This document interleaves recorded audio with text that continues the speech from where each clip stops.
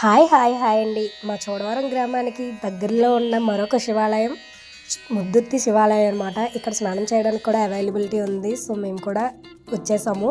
So ఎలాగుంటుందో మీకు కూడా చూపించేస్తాను, ఇంకొచ్చేయండి. ఇక్కడ చూస్తున్నారు కదా, మా పిల్లలైతే ఆల్రెడీ నదిలోకి దిగేశారనమాట. ఇది ఏ నదో కాదు, శారదా నది. సో చాలా నీట్ అండ్ క్లీన్గా, అలాగే సేఫ్టీకి కర్రలు కూడా కట్టారనమాట. ఇక్కడ మా రిషి అయితే ఇసుకలో దొరిలేస్తున్నాడు.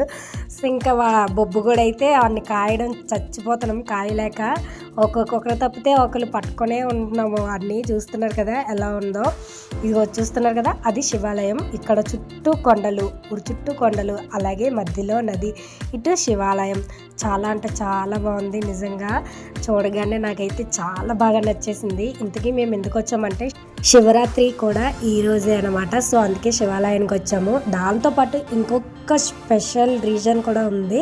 సో అది చెప్పాలంటే ఇంకొక వీడియో పెడతాను. ఆ వీడియోలో అయితే మీకైతే క్లారిటీ ఇచ్చేస్తాను. ఇక్కడైతే చూస్తున్నారు కదా, అందరూ స్నానాలు అయితే చేస్తున్నారు. ఒకరి తర్వాత ఒకరు మా ఫ్యామిలీ మెంబర్స్ అంతా దిగుతున్నాం అనమాట. చాలా బాగుంది నిజంగా. ఇలాగ నది స్నానాలు చేసి చాలా రోజులు అయిపోయింది. చాలా రోజులు కాదు, సంవత్సరాలు అయిపోయింది. ఎందుకంటే ఇక్కడ మేమున్న దగ్గర డెహ్రాడూన్లో అలాంటివి అవ్వవు. ఇలా నదులకి వెళ్ళి స్నానాలు చేసి కార్తీక మాసంలో చేయడానికి కూడా అవ్వదనమాట.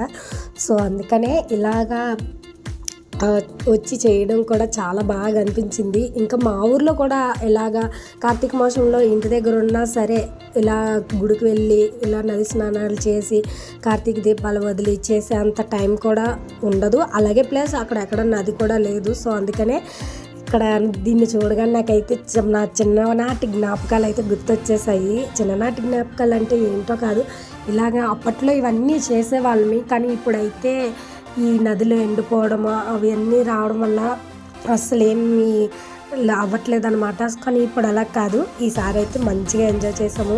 శివరాత్రికి అయితే ఈ గుడికి అయితే వచ్చాము. చాలా స్పెషల్, చాలా మంచిది, చాలా బాగుంటుంది. గుడి కూడా చాలా మంచిగా ఉంటుంది అని చెప్పేసి అనగానే నేను కూడా వెళ్దాం అని పట్టు మరి శివరాత్రి రోజు అయితే మార్నింగే వచ్చేసి ఇక్కడైతే స్నానాలు అయితే చేసి తర్వాత నైట్కి అయితే పూజ అయితే చేసుకున్నాము. చూస్తున్నారు కదా, ఎంత బాగుంది కదా వ్యూ అయితే, చాలా బాగుంది. ఇక్కడ బోటింగ్ కూడా ఉంది చూడండి. అక్కడ బోట్స్ కనిపిస్తున్నాయా, ఆ బోట్స్తో షికారు కూడా చేయొచ్చు. ఇంకా గుడిలోకి అయితే వెళ్ళిపోదాము. చూస్తున్నారు కదా, గుడి ఇది అనమాట ఎంట్రన్స్. చాలా బాగుంటుంది. నాకైతే చూడగానే నిజంగా చాలా బాగా అనిపించింది. ఎందుకింత స్పెషల్ ముద్దుర్తి శివాలయం అనుకున్నాను, కానీ చాలా బాగుంది శివాలయం.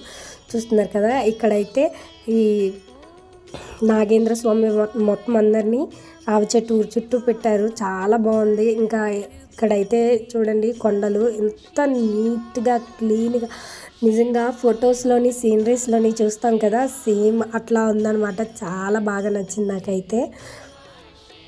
చూస్తున్నారు కదా, ఎంత బాగుంది కదా. ఇంకా ఇలాగే ఇంకా అప్పటి కాలంలో అంటే పాతకాలంలోని బెల్లం తెప్పలు లాగా వేసుకొని వెళ్ళేవారు కదా. సో అవే బెల్లం తెప్పలు ఇక్కడ కూడా ఉన్నాయి. చూస్తున్నారు కదా, ఇటు సైడ్ ఉన్నాయి. దగ్గరికి వెళ్ళి తీద్దాం అనేసరికి ఫోన్ స్టోరేజ్ అయిపోయింది. దూరం నుంచే తీసాను అనమాట. ఇంకా లోపలికి వచ్చిన తర్వాత ఇక్కడ గది స్తంభం అయితే ఉందన్నమాట.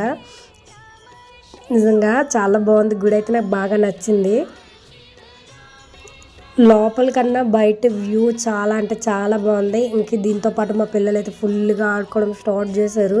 ఇక్కడ చూస్తున్నారు కదా, ఫుల్ రష్ కూడా ఉంది. ఎందుకంటే ఆ రోజు శివరాత్రి కాబట్టి శివాలయం అనేది అస్సలు ఖాళీ ఉండదు. సో మేము ఆ రోజు వెళ్ళాం కాబట్టి కొంచెం ఖాళీగా లేదు, అసలు కొంచెం కాదు చాలా ఖాళీగా లేదు. చాలా పెద్ద పెద్ద లైన్లు అయితే ఉన్నాయి. చూస్తున్నారు కదా, మా ఫ్యామిలీ మొత్తం ఎలా ఉన్నామో.